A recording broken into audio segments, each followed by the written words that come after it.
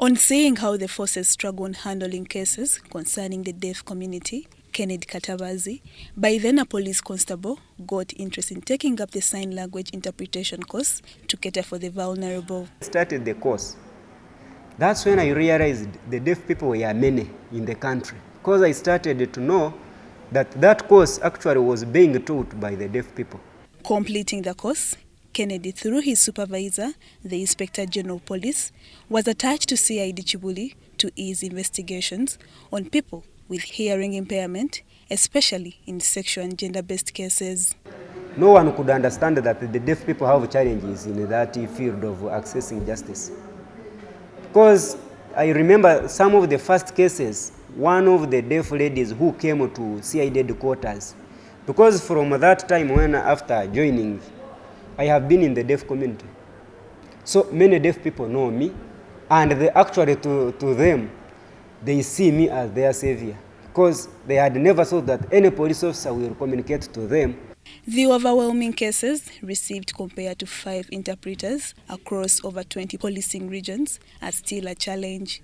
There are from those deaf people who had reported some cases of domestic violence, assault, failure to provide necessities in different police stations, but the statements were not recorded.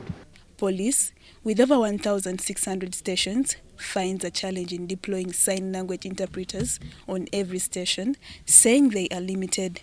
You cannot have interpreters for all those. The force is partnering with non-government organizations to ensure justice prevails to the vulnerable people.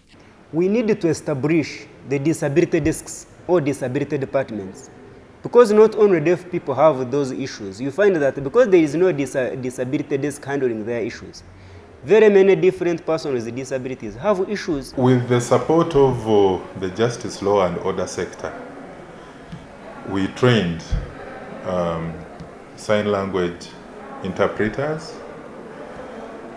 basically to work with our Department of Child and Family Protection, where we were getting incidents.